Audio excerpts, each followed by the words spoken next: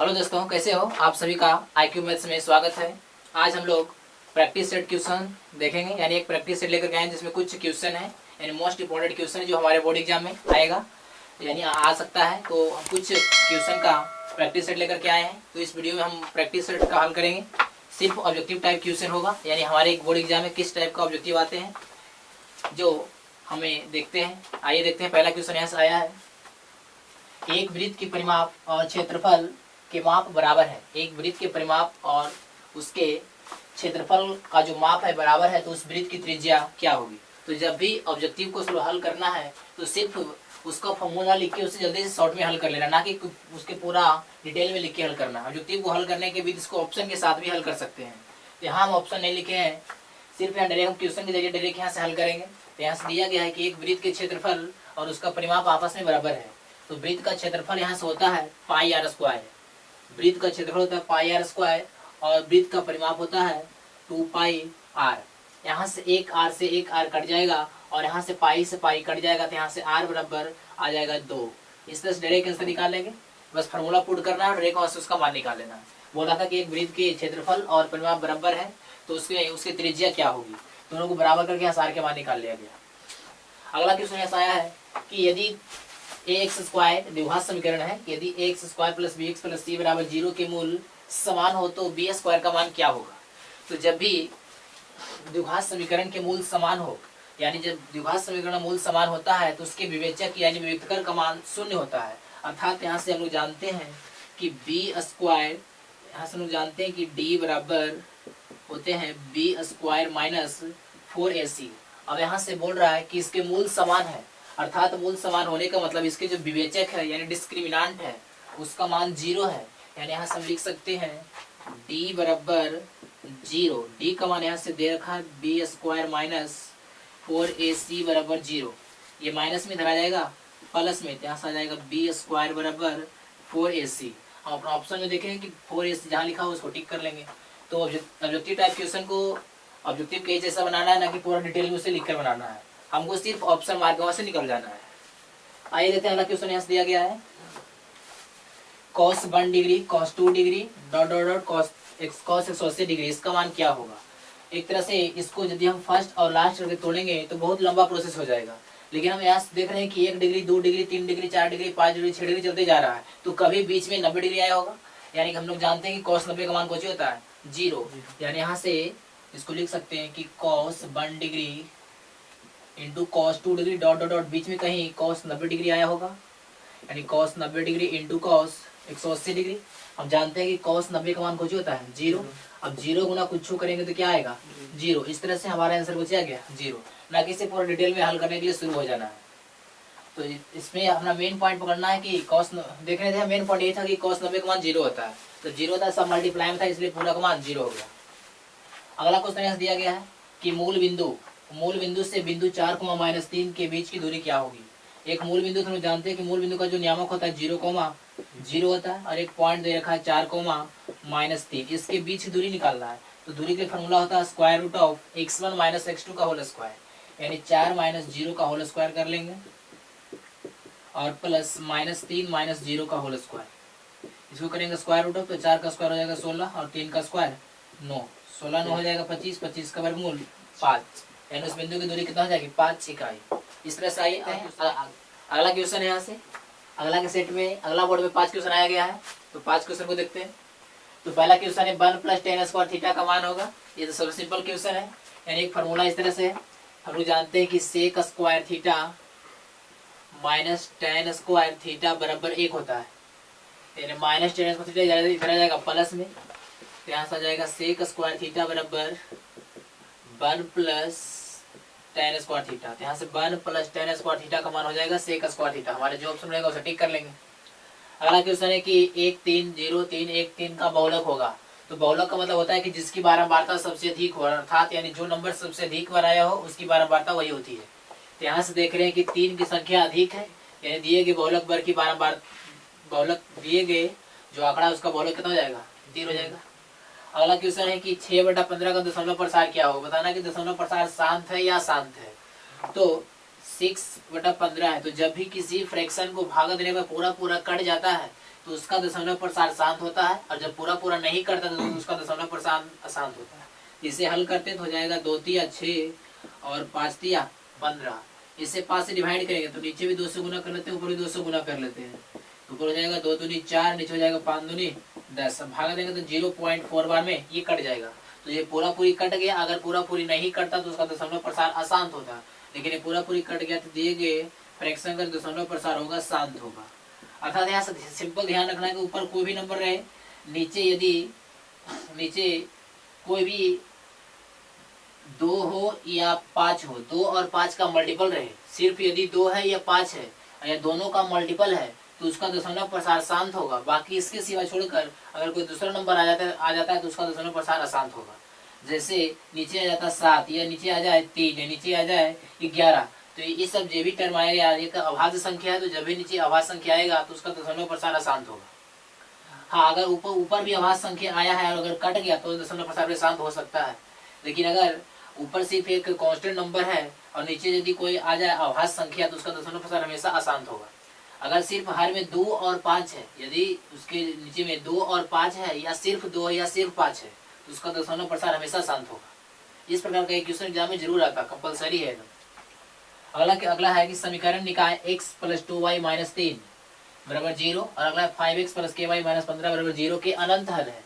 तो इसके पहले वाले वीडियो हमने पढ़ा चुके हैं कि जब दो रैखिक समीकरण के जब अनंत हल होते हैं तो उसके a1/a2 बराबर होता है b1/b2 बराबर होता है c1/c2। यानी यहाँ से लिख सकते हैं कि इसके आगे कुछ नहीं तो 1 यानी 1, इसके आगे 5 तो यानी 1/5 बराबर इसके आगे यहाँ है 2 तो यानी खाएगा 2, इसके आगे यहाँ है k तो यानी खाएगा k बराबर यहाँ है -3 और यहाँ है -5 तो -15। इसको हल करेंगे माइनस कट जाएगा और 3 × 5 = 15 यानी 1/5 बराबर 2/k और बराबर 1/5। यहाँ से k का मान निकालना तो लिख लेंगे यहाँ से 1/5 बराबर 2/k। तिरछा तिरछी गुना कर देते हैं, यहाँ से k का मान आ जाएगा 5 दूनी 10। अगला क्वेश्चन है कि sin 61 डिग्री बटा sin 29 डिग्री का मान होगा। जिसे हल करना है या तो इस टाइप क्वेश्चन में या तो ऊपर चेंज करना है या तो नीचे चेंज करना है, नहीं तो अपना ऑप्शन के अनुसार हल करना है। तो हम नीचे चेंज कर देते हैं, ऊपर रह देते हैं sin 61 डिग्री, नीचे sin 29 को लिख सकते हैं यहाँ से sin 90 डिग्री माइनस 61 डिग्री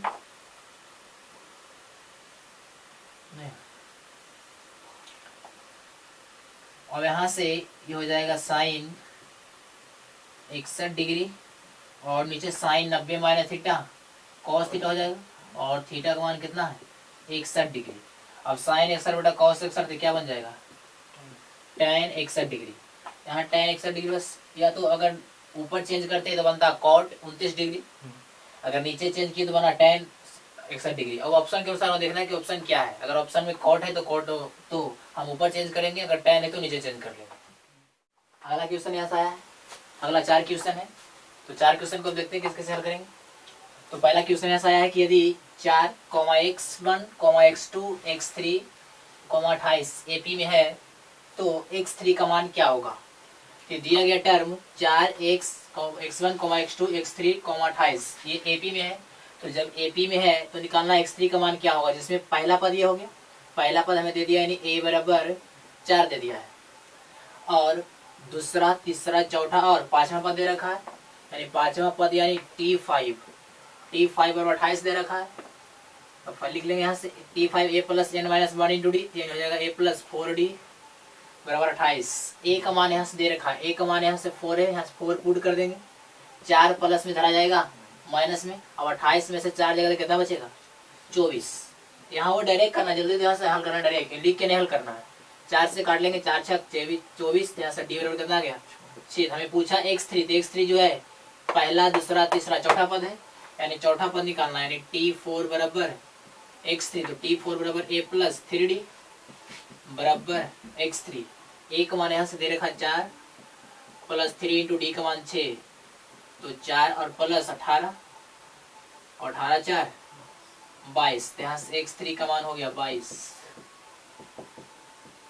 इस तरह से बनाने की तुरंत फटाक से बनाना है, टाइम नहीं लेने से इस टाइप के क्वेश्चन में। अगला क्वेश्चन है कि sec 70 degree into sin 20 degree plus cos 20 degree into sec 70 degree. इस टाइप के क्वेश्चन में इन दोनों में से किसी एक को चेंज करना है। पता कैसे लगेगा दोनों में से किसी एक को चेंज करना है? तो देखना है कि दोनों के एंगल को जोड़कर 90 डिग्री अगर आ रहा है तो दोनों में से किसी एक को चेंज करना है।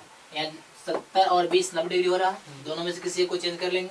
तो सेक को यहाँ से लिख सकते हैं कि सेक 90 डिग्री 70 लिख सकते हैं, 90 degree minus 20 degree into sine को वैसे ही रहेंगे, चेंज नहीं करेंगे। प्लस में कॉस है तो सिर्फ कॉस को चेंज कर देते हैं। तो कॉस को यहाँ लिख सकते हैं कॉस 20 डिग्री, तो 20 को लिखेंगे 90 माइनस 70 इंटू कॉसेक 70 डिग्री। अब सेक 90 माइनस थीटा होता है कॉसेक थीटा, यानी cosec 20 degree into sine 20 degree plus cos 90 minus theta sine theta, theta का मान 70 है, और इंटू कॉसेक 70। अब sine theta into cosec theta का मान क्या होता है? 1 होता है। दोनों दूसरे का उल्टा होता है, जब उल्टा गुना करेंगे तो आंसर 1 आएगा। प्लस यहाँ भी sine theta into cosec theta बराबर 1, 1 और 1 क्या आ जाएगा? 2। अगला क्वेश्चन देखिए। अगला क्वेश्चन ऐसा आया है कि बिंदु ए 2,-4 और बी 4,-2 को मिलाने वाले रेखाखंड के मध्य बिंदु का नियामक क्या होगा? तो जब भी दो बिंदुओं को मिलाने से जो रेखा बनता है उसके बीच का मिड पॉइंट निकालना है, तो दोनों बिंदुओं का एवरेज होता है, यानी जो मध्य बिंदु का नियामक होगा, यानी x मध्य बिंदु जो भी आएगा, यानी जैसे कोई रेखा होगा इस प्रकार का, हम मान लेते हैं कि a है, इधर ये b है, हमें a का पॉइंट यहाँ से दे रखा है 2,-4 और b का दे रखा है 4,-2। इसका बीच का पॉइंट मान लो c है या x, y है। x, y का नियामक क्या होगा? यहाँ से x, y का जो नियामक होगा, यानी जो x बराबर होगा x1 प्लस x2, यानी 2 प्लस 4/2 x हो जाएगा, और जो y होगा -4 और -2/2, 4×2 6, 6/2 3, यानी x बराबर 3 आ जाएगा, और y बराबर 4×2 -6 हो जाएगा, यानी y बराबर -3। तो x बराबर 3, y बराबर -3 मिड पॉइंट का नियामक होगा। अगला क्वेश्चन है कि यदि x बराबर 1 दोनों समीकरण x² plus x plus a बराबर 0 और bx² प्लस bx प्लस 3 बराबर 0 का मूल है, तो a इंटू b का मान क्या होगा? बोल रखा है कि पहला इक्वेशन यहाँ से दे रखा है x² plus x plus a बराबर 0, इसका x शून्यक यानी x बराबर 1 इसका मान दिया गया है, तो इसमें x का मान 1 पुट करेंगे तो आंसर 0 आना चाहिए। x का मान 1 पुट करेंगे तो हो जाएगा 1 का स्क्वायर 1 होगा, यहाँ 1 और प्लस a बराबर 0, 1 और 1 2 प्लस में उधर जाएगा तो a बराबर -2। उसी प्रकार यहाँ से निकाल लेंगे। अगला इक्वेशन दिया गया है bx² प्लस bx प्लस 3 बराबर 0, इसका भी x का मान 1 दिया हुआ है, तो x का मान 1 पुट करें तो सिर्फ ये b बचेगा, प्लस यहाँ भी b रहेगा, और प्लस 3 बराबर 0, तो b भी 2 भी हो जाएगा, 3 प्लस में उधर जाएगा, तो यहाँ से हल करेंगे तो b बराबर आ जाएगा -3/2। हमें पूछा है a इंटू b, तो a का मान अभी ले आए -2 और b का मान है -3/2, 2 कट जाएगा, माइनस माइनस प्लस, इसका आंसर क्या गया 3। इस प्रकार से आसान क्वेश्चन हमारे बोर्ड एग्जाम में ऑब्जेक्टिव में देखने को मिलता है। तो जब भी ऑब्जेक्टिव को क्वेश्चन को हल करना है तो पूरा डिटेल में नहीं हल करना, सिर्फ हमें ऑप्शन मारना है, ऑप्शन मार के वहां से निकल जाना है। देखते हैं अगला 4 क्वेश्चन है। तो पहला क्वेश्चन यहाँ से कि दो समरूप त्रिभुज की संगत भुजाएं 3:5 के अनुपात में है, तो इन त्रिभुजों के क्षेत्रफल का अनुपात क्या होता है? तो यहाँ से हम लोग जानते हैं कि जब दो त्रिभुज आपस में समरूप होता है तो दोनों त्रिभुज के क्षेत्रफल का जो अनुपात होता है उनकी संगत भुजा के वर्गों के अनुपात के बराबर होता है। तो यहाँ से याद रखना है कि दो समरूप त्रिभुज के क्षेत्रफल का अनुपात उनकी संगत भुजाओं के वर्गों के अनुपात के बराबर होता है। तो यहाँ से दो त्रिभुज है, उसकी दोनों भुजा का अनुपात दे रखा है 3:5, तो उसका जो अगर मान लेते पहले त्रिभुज की एरिया A1 है और दूसरे त्रिभुज की एरिया A2 है, तो दोनों को जो एरिया का जो अनुपात होता है उसके भुजा के वर्ग के अनुपात के बराबर होता है। तो भुजा का अनुपात है 3, इसका अनुपात है 5, यानी 3/5, इसका स्क्वायर होगा यानी 3 के स्क्वायर बटा 5 के स्क्वायर, तो 3 का स्क्वायर 9, 5 के स्क्वायर 25, यानी जो भी त्रिभुज बनेगा उसका एरिया जो होगा 9:25 होगा। अगला क्वेश्चन है कि यदि x² - x प्लस 1 के शून्यक अल्फा कोमा बीटा है, तो 1/α प्लस 1/बीटा का मान क्या होगा? इसे थोड़ा सा हल कर लेंगे। 1/α प्लस 1/बीटा, 1/α प्लस 1/बीटा, इसका एलसीएम लेंगे तो अल्फा इंटू बीटा, तो ऊपर आ जाएगा अल्फा प्लस बीटा, यानी ऊपर है मूलों का योगफल और नीचे है मूलों का गुणनफल, यानी एक द्विघात बहुपद है, द्विघात बहुपद के मूलों का योगफल निकालना है, मूलों का गुणनफल निकालना है। तो मूलों का योगफल होता है माइनस बी बटा ए, यानी अल्फा प्लस बीटा बराबर माइनस बी बटा ए। तो माइनस बी, तो बी का मान माइनस बी बटा ए, तो माइनस तो है, बी का मान क्या है 1, 1 नहीं माइनस 1 माइनस बी बटा ए, तो ए का मान क्या है 1 बटा में alpha into beta, alpha into beta का मान होता है सी बटा ए, तो सी का मान यहाँ 1 है और ए का मान भी 1 है। यहाँ आगे कुछ तो गुना 1 है, इसके आगे कुछ तो गुना 1 है।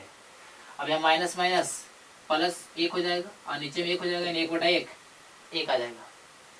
अगला क्वेश्चन है कि त्रिभुज एबीसी में डीई पैरेलल बीसी और एडी बटा डीबी बराबर 5 बटा 3, तो एई बटा एसी का मान क्या होगा। एक त्रिभुज दे रखा है, तो त्रिभुज बना लेते हैं। ए बी सी एक त्रिभुज है जिसमें बोल रहा है कि डीई पैरेलल बीसी है, डीई पैरेलल बीसी है, डीई पैरेलल बीसी और एडी बटा डीबी बराबर 5 बटा 3, एडी बटा डीबी, तो एडी का मान है 5 और डीबी के मान है 3।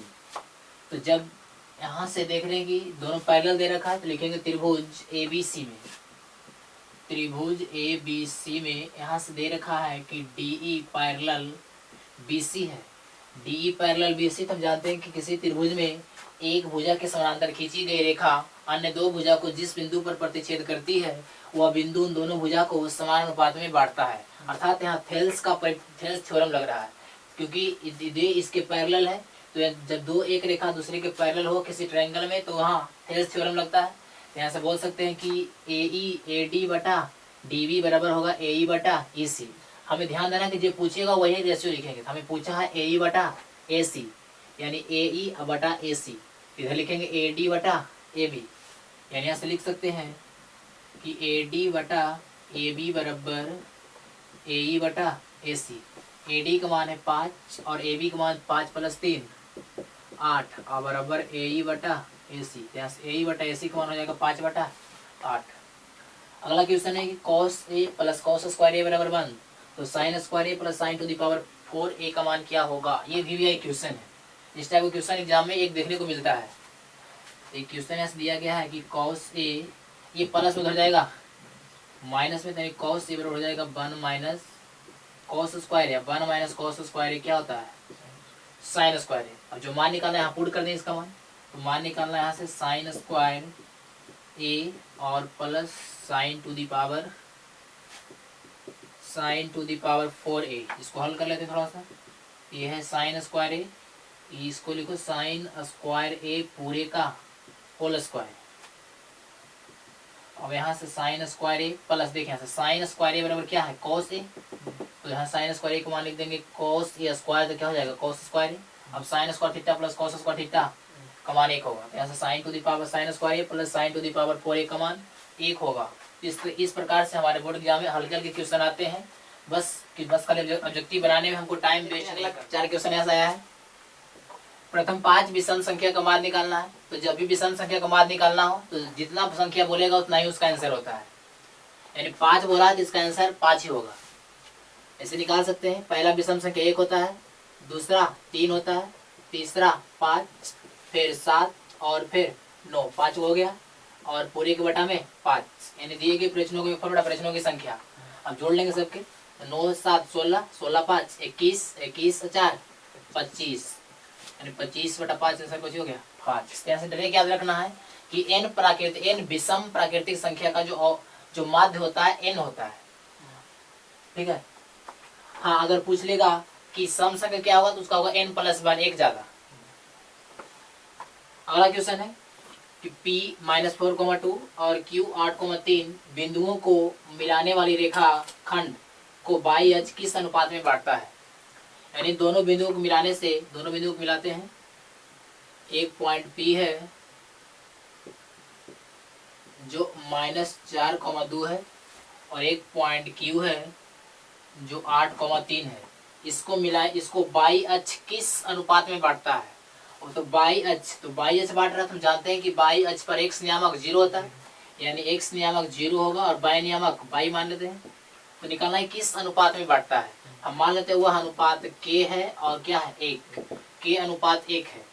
हमें यहाँ से निकालने हमको 0 का मान निकालना है। अगर मान लिया क्वेश्चन बोलता कि पॉइंट जो है बाई अक्ष P और Q को K अनुपात 1 में बांटता है तो इसका मान कैसे निकालते हैं? तो डायरेक्ट यहाँ से लिख सकते हैं कि 0 बराबर इधर गुना इधर करेंगे, यानी यहाँ से 8 गुना K और प्लस 4 गुना 1 गुना -4 और पूरे के बटा में K प्लस 1 इधर भाग में धरा जाएगा गुना में, और 0 गुना कुछ 0 हो जाएगा, यानी यहाँ से 0 हो जाएगा 8K और -4 रहने जाएगा +4, यानी 4 बराबर 8K काट लेंगे यहाँ से 4 दूनी, फिर 2 गुना में भागा हो जाएगा, यानी 1/2 बराबर K/1, यहाँ से K अनुपात 1 आ जाएगा 1/2। तो बाई अक्ष बिंदु P और Q को 1/2 के अनुपात में बांट रहा है।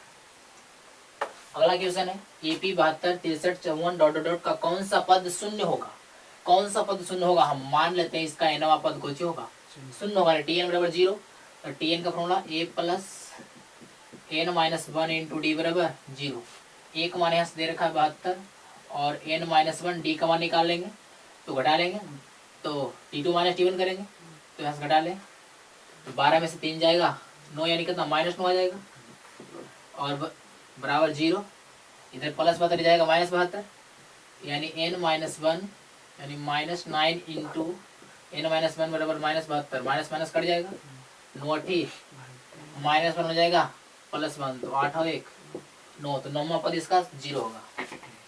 अगला क्वेश्चन है कि 2 cos 3 थीटा बराबर 1, तो 2 गुना में धरा जाएगा भागा में, तो cos 3 थीटा बराबर 1/2, तो यहाँ से cos 3 थीटा, अब पता करेंगे cos कितना डिग्री का मान 1/2 होता है, तो cos 60 डिग्री।